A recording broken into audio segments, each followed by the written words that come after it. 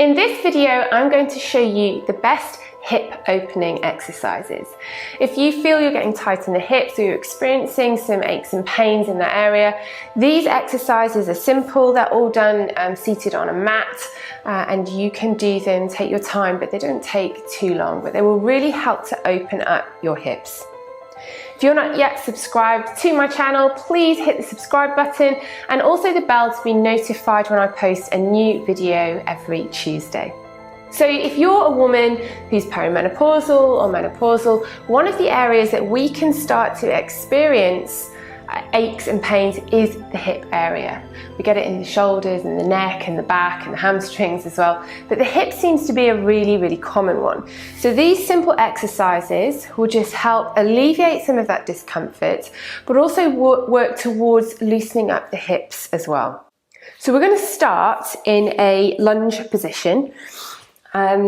And we've got the back knee down and the front foot up. If you've got knee issues, you can just pop a cushion or a towel or something under the knee if that's too much on the floor. And we want to make sure that we're 90 degrees at each knee. So hands on hips, lifting up nice and tall. It doesn't look like much happens with this one, but you will feel it. So we're in this position, and from here, I want you to tuck your pelvis forwards. You will feel it coming down your quad as well, so just be careful. But if they're very tight, the hips, you will feel it in this front of the hip, in the hip flexor as well. And release. And squeeze again. Pull forwards. And release. Let's do one more. Pull forwards. And release. Changing leg. We'll do 3 on the other side as well, so pull forwards and release and forwards. So you're tucking the pelvis underneath. There's not really any movement in the body. It's very subtle. No one would be able to tell you were doing it. Pull forwards, but you will definitely feel it. And release. Okay, we're coming down off that one. Seated with your legs out in front, bent, and your weight can come back onto your hands. Feet are quite wide, so slightly wider than hips. And we're going to just fold the legs over to one side. So you're going to let the knees come down, and they may come down towards the floor, they may not. And back up. And to the other side, down, and back up. And you will find, obviously, that one butt cheek comes off the floor to get the rotation, and down, and the other side. You might find that this is quite nice for the back as well, if you've got a tight back, and the other way, over. And you can take this as slowly as you like. If you want to go slower than me, that's fine, and over, and again, over. It's quite a nice one after you've been traveling, actually, this one. Been sitting on a plane or in a car for a long period of time, and over and back in. Lovely. We're going to bring the soles of the feet together into this butterfly position. We're not trying to pull the heels as far as close to us as possible. We're going to keep them a fair distance away from the body, but so that you can bring your body forwards and get your elbows into the little crease in the knee there at the side. And from here, we're going to push the elbows down, or at least we're going to hold the elbows still, and we're going to push the legs up into the elbows.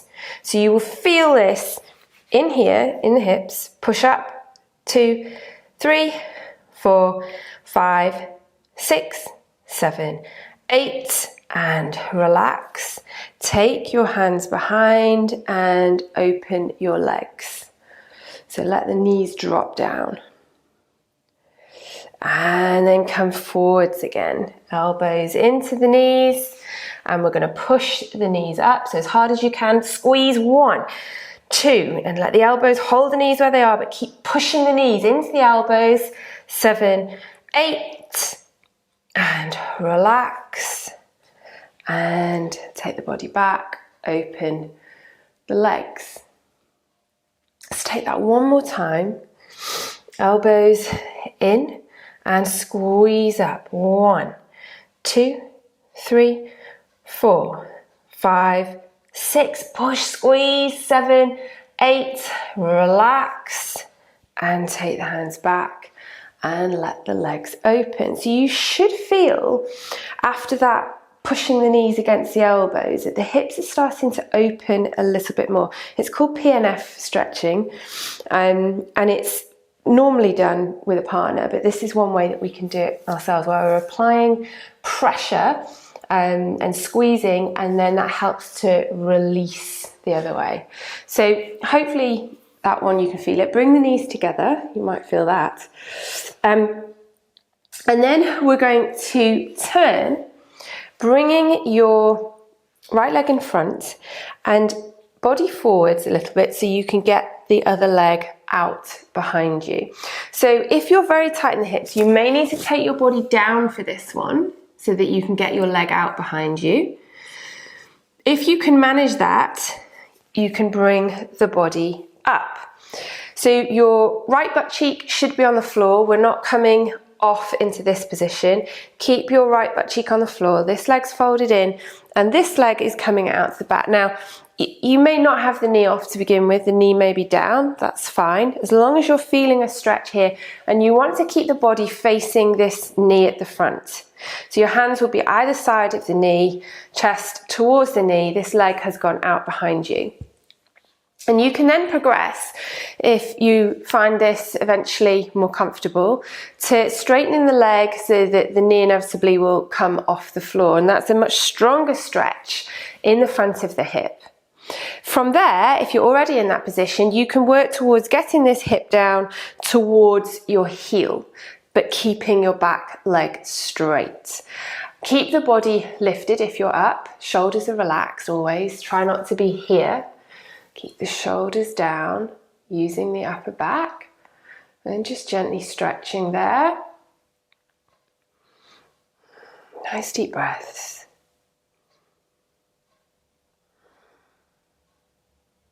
And we're going to come in and change side.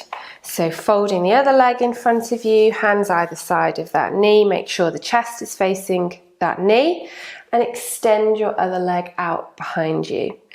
Again, it doesn't matter where you are, your knee may be on the floor, as long as you're feeling a nice stretch through the hip, and you just work towards each phase. And holding it there, tummy in, lengthen your spine. Some people feel this stretch in the quad and the glute of the leg that's on the floor. That's also fine. Just might mean there's a little bit of tightness there as well. Taking deep breaths. And relax. Good. Now, crossing your legs. Now, this isn't always comfortable for everybody if you've got sore knees. So if you've got sore knees, skip this one, don't do this one. You can either be cross-legged or you can stack one leg on top of the other. This version is a little bit more intense. From that position, whichever position you're in, you're going to walk the body forwards. So try and keep your spine long, like you're hinging from the hips, like an ironing board, and relax. So you want the length to come forwards rather than you stay over the legs here with a curled back. We want to keep the back long. And you're going to feel this around the hips. You might feel it come into the glutes, the thighs, but it's a nice one for opening out the hips. So taking a few deep breaths here.